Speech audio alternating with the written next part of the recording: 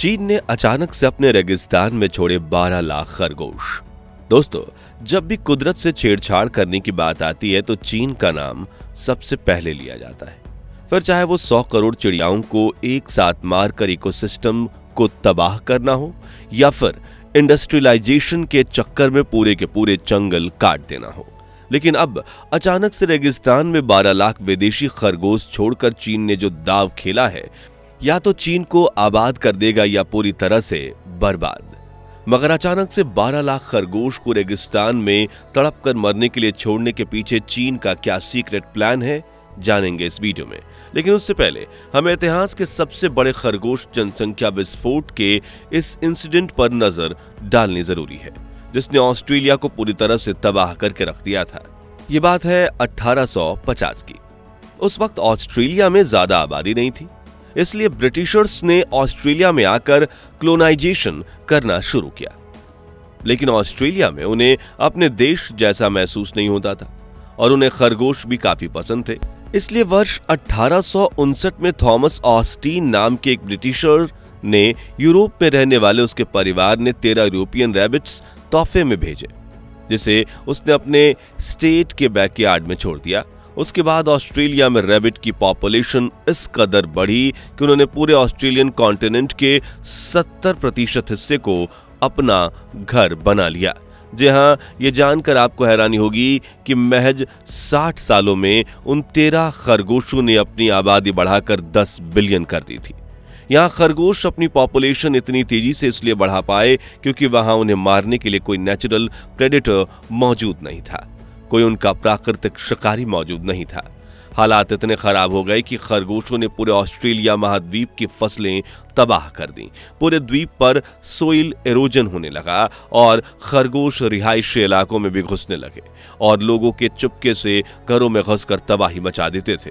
इससे भी ज्यादा फिक्र की बात यह थी कि ऑस्ट्रेलिया में खरगोश की संख्या लगातार बढ़ती ही जा रही थी और विशेषज्ञों का मानना था कि जल्द ही इसका उपाय नहीं खोजा गया तो सभी इंसानों को हमेशा हमेशा के लिए ये महाद्वीप छोड़ना पड़ेगा। ऐसे में अगर हम इसे इतिहास का सबसे बड़ा मैमल पॉपुलेशन एक्सप्लोजन कहें तो गलत नहीं होगा। यह हर साल 80 मील इलाके को अपने अंडर में लेकर हर प्रांत, हर स्टेट, हर कोने तक पहुंच गए थे। यहां तक कि कुछ इलाकों में तो बॉर्डर पर फेंस भी लगाई गई थी और जहरीली गोलियां भी फेंकी गई थी जिसे खाकर खरगोश मर जाएं। लेकिन कोई तरीका कारगर साबित नहीं हो रहा था। ये खरगोश गड्ढे खोदकर जमीन में रहते थे, इसलिए किसानों को इनके घर डिस्ट्रॉय करने का भी आदेश दिया गया, लेकिन उससे भी कोई फर्क नहीं पड़ा। कुछ लोगों ने तो ये तक कहा कि खरगोश के समूह ने हम पर हमला करने की कोशिश की है। अब चूंकि ये वाइल्ड रैबिट्स थे तो जब इन्हें खाना नहीं मिल पाता था तो ये चिड़चिड़े हो जाते थे और हमला करने में देर नहीं करते थे। तभी ऑस्ट्रेलिया की सरकार ने कड़ा फैसला लेते हुए कुछ वाइल्ड रैबिट्स को पकड़ा और उनके शरीर में माइक्सोमेटोसिस नामक वायरस को इंजेक्ट कर दिया और उन्हें जंगल में छोड़ दिया। यह वायरस रैबिट को एक ऐसे डिजीज को देता था जिससे तड़प कर उनकी मौत हो जाती थी। हालांकि कई देशों ने ऑस्ट्रेलिया के इस कदम की आलोचना भी की क्योंकि ऑस्ट्रेलिया वो पहला देश था जिसने जानबूझकर जीवित जीवों में वायरस फैलाया था। लेकिन ऑस्ट्रेलिया ने किसी की एक नहीं सुनी और कई सालों तक रैबिट में वायरस इंजेक्ट करता रहा और एक से दूसरे खरगोश में वायरस फैलने की वजह से अनगिनत खरगोश मारे गए, जिससे ऑस्ट्रेलिया में खरगोशों की संख्या कम होकर 1 बिलियन पर आ गई थी। एक समय तो ऐसा था कि ऑस्ट्रेलिया के जंगलों में सिर्फ मरे हुए खरगोश ही दिखाई देते थे, लेकिन फिर बचे हुए रैबिट्स ने इस वायरस के खिलाफ अपनी इम्यूनिटी बिल्ड कर ली और अब उनके शरीर पर इस वायरस का कोई असर नहीं होता था, जो देखकर वहां के वैज्ञानिक लैब में ही एक और वायरस बनाने की कोशिश में लग गए। जी हाँ दोस्तों, 80 के दशक में ऑस्ट्रेलियन साइंटिस्ट RHDV यानी रैबिट हेमोरेजिक डिजीज वायरस बनाने में कामयाब हुए, जो रिबोन्यूक्लिक एसिड से बना हुआ था और जब रैबिट इस वायरस के कांटेक्ट में आते तो तुरंत संक्रमित हो जाते और महज 48 घंटों में उनकी मौत हो जाती। इस तरह साल 1996 आते आते इस वायरस ने ऑस्ट्रेलिया में 96% तक रैबिट्स की मौत कर दी और आज ऑस्ट्रेलिया में करीब 200 बिलियन रैबिट्स हैं जिनका नियंत्रण बनाए रखने के लिए उन्हें कुछ जंगलों में ही रखा गया है। दोस्तों, ऑस्ट्रेलिया के इस द रैबिट प्रॉब्लम से दुनिया को एक सीख जरूर मिली कि जो जानवर जिस इलाके का है उसे वहीं रहने देना चाहिए, वरना दूसरे देश या महाद्वीप के डिफरेंट इकोसिस्टम में या तो उसकी मौत हो जाएगी या फिर वो अपनी संख्या इस कदर बढ़ा लेंगे कि उन्हें संभाल पाना नामुमकिन हो जाएगा। लेकिन ये सब जानने के बावजूद चीन ने एक ऐसा रिस्की कदम उठाया है जो या तो उसे आबाद करेगा या फिर बर्बाद। जी हाँ, हम बात कर रहे हैं रेगिस्तान में अचानक से 12 लाख खरगोश छोड़ने की चीन के बड़े दाव के बारे में। लेकिन चीन में हर साल दुनिया में किसी भी देश से ज्यादा यानी करीब 99 मिलियन खरगोश पैदा होते हैं, तो फिर उसने अपने जंगलों में 12 लाख विदेशी खरगोश क्यों छोड़े हैं?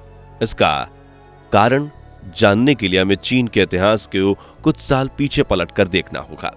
तो 1950 के दशक में चीन के तानाशाह माओ जेडोंग ने ग्रेट लीप फॉरवर्ड नाम से कैंपेन की शुरुआत की थी, जिसमें देश में एग्रीकल्चर और इंडस्ट्रियलाइजेशन को बढ़ावा देने के लिए 5 साल का प्लान बनाया गया था, जिसका एक हिस्सा था फॉर एविल्स कैंपेन। और इसकी टैगलाइन रखी गई थी, इंसान को कुदरत को मुट्ठी में करना होगा, जिसके तहत माओ जेडोंग का प्लान था कि वो सारी चीजों जो खेती को नुकसान पहुंचाती हैं उन्हें पूरी जड़ से खत्म कर दिया जाए। इसके लिए उन्होंने सबसे पहला काम किया, जो स्पैरो होती हैं, गौरैया, उन चिड़ियों को मारना शुरू कर दिया। चिड़िया जहां नजर आती थी खेत के पास, जो बर्तन बजाकर उन्हें लैंड नहीं होने दिया जाता, उतरने नहीं दिया जाता था, उनको गोली मारी जाती थी, उनका शिकार किया जा रहा था। और आपको ये जानकर हैरानी होगी कि सरकार उन चीनी लोगों को इंसेंटिव देती थी जो सबसे ज्यादा चिड़िया मारता था। अब ऐसा इसलिए क्योंकि चीन के तानाशाह का मानना था कि ये चिड़िया हमारी 1 से 2% फसल खा जाती है। लेकिन उसने इस बात पर ध्यान नहीं दिया कि चिड़िया फसल के साथ साथ कीड़े मकोड़े भी खाती है, वही कीड़े मकोड़े जो पूरे खेत को नष्ट करने की ताकत रखते हैं। यानी कि एक तरह से चिड़िया चीनी लोगों के खेत की रक्षा करती थी और यह कुदरत का इकोसिस्टम बना हुआ था। लेकिन देखते ही देखते चीन ने अपने यहाँ मौजूद हर चिड़िया को मार दिया, जिससे कीड़े मकोड़े और चूहों की संख्या बढ़ने लगी और इन तीनों जीवों ने मिलकर पूरे के पूरे खेत तबाह करने शुरू कर दिए। जो देख चीनियों ने जहर छिड़क कर 1.5 बिलियन चूहे, 200 मिलियन पाउंड मक्खियां और 24 मिलियन पाउंड कीड़े मकोड़े मार दिए। लेकिन इसका असर खेत में अनाज पर भी पड़ा और चीन का एग्रीकल्चर तबाह हो गया, जिससे वहां अगले 4 सालों तक भयंकर भूखमरी फैली, करोड़ों लोगों की जान गई और कई जंगल सूख कर रेगिस्तान में बदल गए। और उस बेहुदा गलती का नतीजा चीन आज भी भुगत रहा है। जी हाँ, आज से करीब 30 साल पहले 90 के दशक में चाइना का रेगिस्तान 1.7 मिलियन स्क्वायर किलोमीटर बड़ा था, जो कि देश के कुल जमीन का 9.5 मिलियन स्क्वायर किलोमीटर का लगभग 5वां हिस्सा था। लेकिन साल 2015 आते आते चीन का रेगिस्तानी इलाका 2.62 मिलियन स्क्वायर किलोमीटर तक पहुंच गया। इसके अलावा चीन की 44% जमीन DPR यानी डिजर्टिफिकेशन प्रोन जोन में पहुंच चुकी थी, यानी बंजर हो चुकी थी, और रेतीला रेगिस्तान धीरे धीरे अपनी सीमाएं बढ़ाता जा रहा है, जिससे चीन में बारिश की कमी होने लगी और ग्लोबल वार्मिंग भी अपने चरम पर पहुंच गई। साथ ही पानी भी कम होने लगा और शहरी इलाकों में भीड़ बढ़ने लगी, क्योंकि गांव में रहने वाले लोग शहरों की तरफ माइग्रेट होने लगे। जो देख चीन अथॉरिटीज के पैरों तले जमीन खिसक गई, क्योंकि इस डिजर्टिफिकेशन से चीन को हर साल 54 बिलियन युआन यानी करीब 63,400 करोड़ रुपए का इकोनॉमिक लॉस हो रहा था। वहीं इससे चीन की 30% जनता यानी 40 करोड़ लोगों पर प्रभाव पड़ रहा था। और अगर ऐसा ही चलता रहता तो अगले 300 साल में चीन एक बंजर रेगिस्तान बन जाता और इसकी इकोनॉमी अर्थ से फर्श पर आ गिरती। जिसे देखते हुए चीन ने रेगिस्तान को जंगल में बदलने के प्रोजेक्ट पर काम शुरू किया, जिसमें 3 स्टेप्स फॉलो किए जाने लगे। और पहली टेक्निक थी फॉरेस्ट्री, जिसके तहत चीनी प्रशासन ने 3 लाख एकड़ रेतीली जमीन में जंगल बनाने के लिए वहां से पेड़ लगाने शुरू किए, जो रेतीली जमीन में उग सके। दूसरा कदम था एग्रीकल्चर, जिसके लिए रेगिस्तान के आसपास के गांव के किसानों को इस जमीन पर खेती करने के लिए प्रेरित किया गया और उन्हें उस तरह की फसलों की खेती करने को कहा गया जो रेतीली जमीन पर कम पानी में पनप सके। इस तरह पहले फॉरेस्ट्री प्रमोट की गई, फिर एग्रीकल्चर प्रमोट किया गया और अब इकोसिस्टम को पूरा करने के लिए आखिरी प्रक्रिया बाकी थी, जो थी एनिमल हस्बेंड्री यानी पशुपालन। अब चीन के वैज्ञानिकों ने सालों तक रिसर्च किया कि इन जंगलों में कौन सा जानवर छोड़ें जो नए इकोसिस्टम में पनप सके और अपनी संख्या भी बढ़ा सके, ताकि इनका पशुपालन करने वाले किसानों को भी आमदनी हो सके और फिर रेक्स प्रजाति के रैबिट को चुना गया क्योंकि चीनी लोगों को रैबिट खाना बहुत पसंद है, जिससे इन्हें पालने वाले किसान इन्हें बेचकर कुछ पैसे भी कमा सकते थे। इसके अलावा इस प्रजाति के खरगोश की खासियत होती है कि ये घास की जड़ों को तराशता है, जिससे ये जमीन की मिट्टी में खुदाई करके सुरंग बनाता है और फिर उसमें जाकर नीचे से घास की जड़ों को चरना शुरू करता है। इसकी इस हरकत से जमीन और ज्यादा उपजाऊ होने लगती है, और उपजाऊ जमीन होगी तो पुराने प्लांट्स से जो सीड यानी बीज गिरेंगे वो भी अपने आप उगने लगेंगे और फॉरेस्टेशन की प्रोसेस बूस्ट हो जाएगी।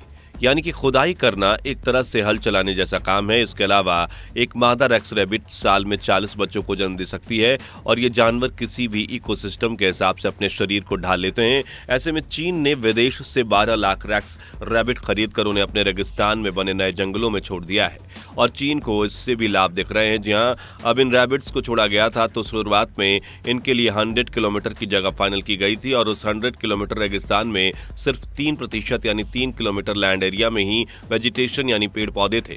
मगर कुछ ही सालों में यह आंकड़ा बढ़कर 84% तक पहुंच चुका है, यानी 100 में से 84 किलोमीटर जमीन उपजाऊ हो गई है, जहां घास, पेड़ पौधे, फसलें पनप रही हैं। लेकिन जैसा कि आपने ऑस्ट्रेलिया के केस में देखा, खरगोश वैसे ही फॉरेस्ट्री को प्रमोट करते हैं, लेकिन उनकी संख्या हद से ज्यादा बढ़ जाए तो वो पूरे के पूरे जंगल को तबाह भी कर सकते हैं। तो देखना ये होगा कि आगे क्या होगा। तो दोस्तों, चीन ने अपने रेगिस्तान में 12 लाख खरगोश छोड़कर सही किया या गलत?